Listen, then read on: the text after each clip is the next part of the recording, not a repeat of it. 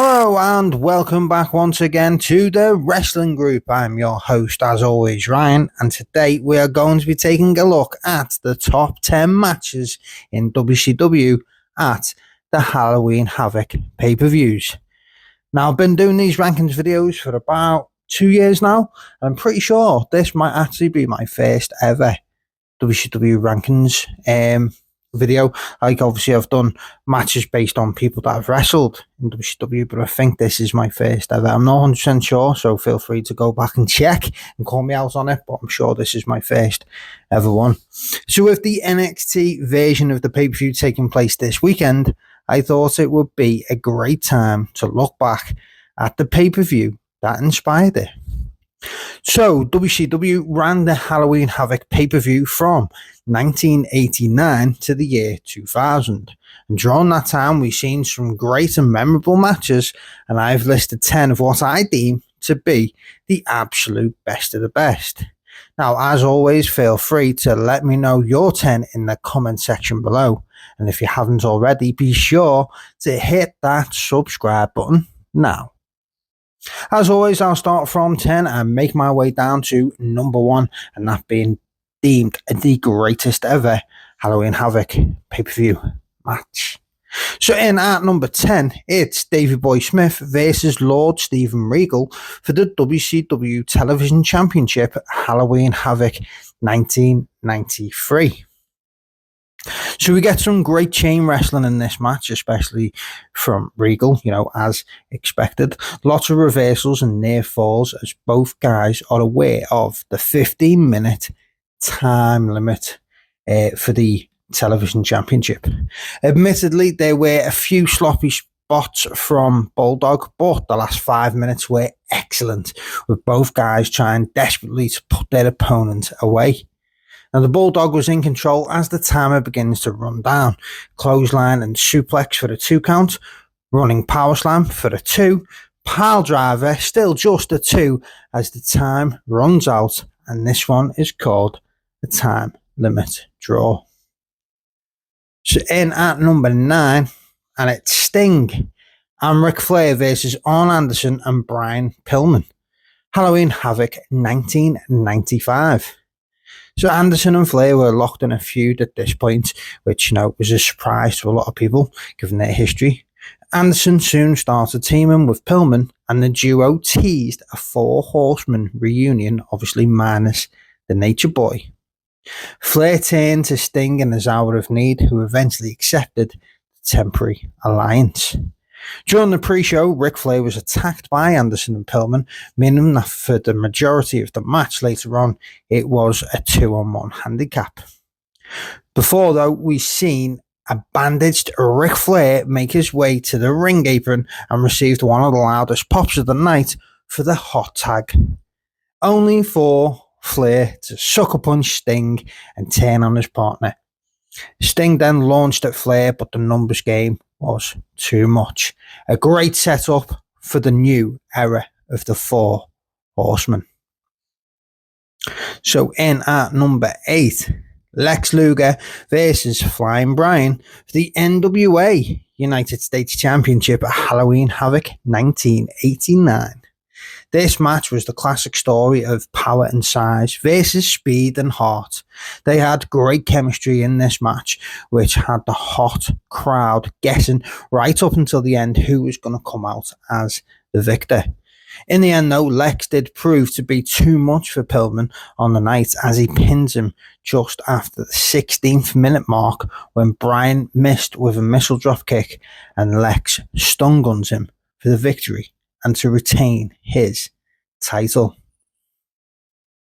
So in at number 7, the Steiner Brothers versus the Nasty Boys for the NWA United States Tag Team Championships at Halloween Havoc 1990. Both of these teams were big bruisers who like to beat people up. So it was no surprise when they faced off for the titles, and that's exactly what they did. For 15 solid minutes, these 4 guys stiffed each other good. The Steiners picked up the victory to retain their titles after Scott hit the Frankensteiner. And after the match, they hinted at a rematch, but in typical WCW fashion, the Nasty Boys didn't actually have a contract with the company and would soon leave for WWF, meaning we never got the rematch at WCW.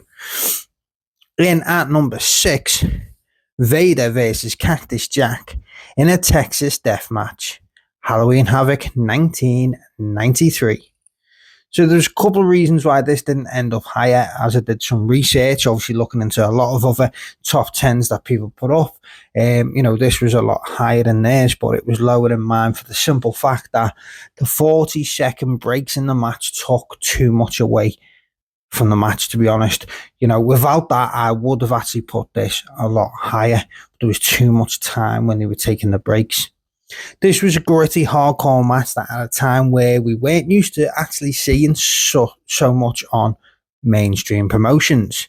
Tables, chairs, blood and brawling throughout the arena had fans gripped. The finish as well was a little meh, as Harley Race used a taser to Cactus's knee to prevent him making the 10 count.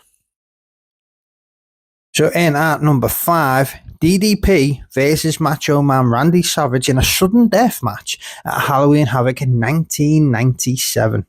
Now, these two guys never had a bad match against one another. This, of course, was no different. As the match went on, both guys tried pulling out all the stops to get the victory. At one point, this saw them fighting on the graveyard entranceway, and Savage was launched into a tombstone.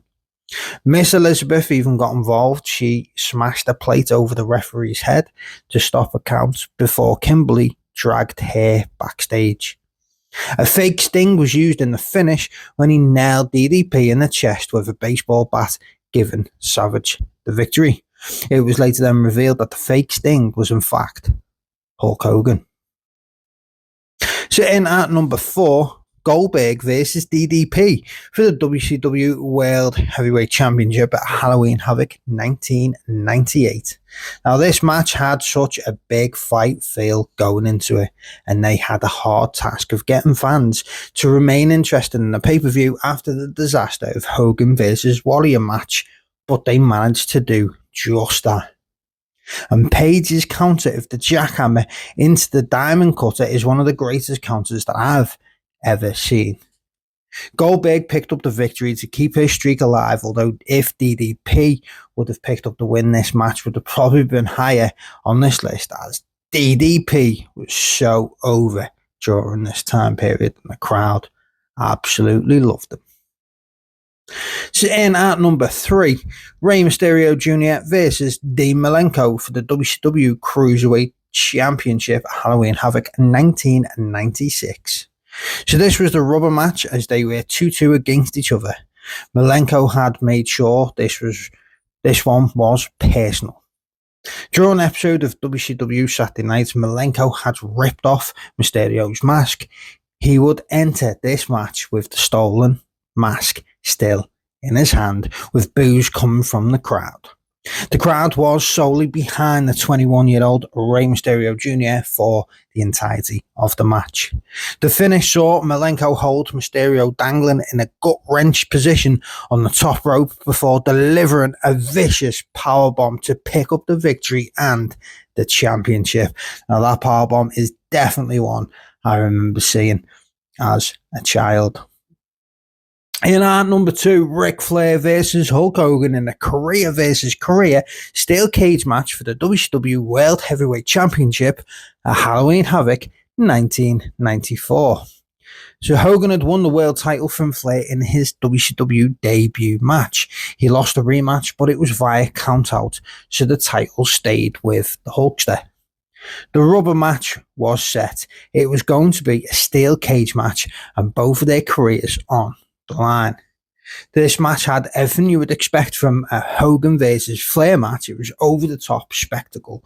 Mr. T was the special guest referee for this, and he even ended up getting bumped and stomped out by Flair. Sensuous Sherry got involved and even dove off the top of the cage onto Hogan. The crowd was red hot for this one, as the Hulkster hulked up and nailed a big boot and leg drop combo for the victory and to end the career of the Nature Boy forever. Yeah, right, just one of the many retirement matches Ric Flair would go on to have. So in at number 1 and deemed the greatest WCW Halloween Havoc pay-per-view match of all time is Rey Mysterio Jr. versus Eddie Guerrero in a mask versus WCW Cruiserweight Championship Halloween Havoc 1997. So no matter who you are, this match at number 1 cannot be debated. It holds up as one of the absolute greatest matches of all time by two of the greatest to ever do it. Eddie was a heel at the time, was going through some of the best work of his career. He would physically bully Mysterio at will, but Mysterio had a heart of a warrior and would not back down. In one of the most memorable spots of the match, Mysterio popped up from a test of strength, jumped to the top rope, backflipped over Guerrero and nailed him with a DDT. And to finish this one, Eddie went for a Splash Mountain on Rey off the top, but Rey countered it into a mid-air Hurricanrana and scored the pinfall and won the championship, and of course, keeping his mask. This match was an instant classic and still remains to this day as one of my favourite matches of all time. So there you have it. That is the top 10 WCW Halloween Havoc matches in history. Do you agree with my list? Let me know in the comments section below. And as always, don't forget to like, leave us a comment, and of course, if you haven't already, subscribe to the wrestling group today.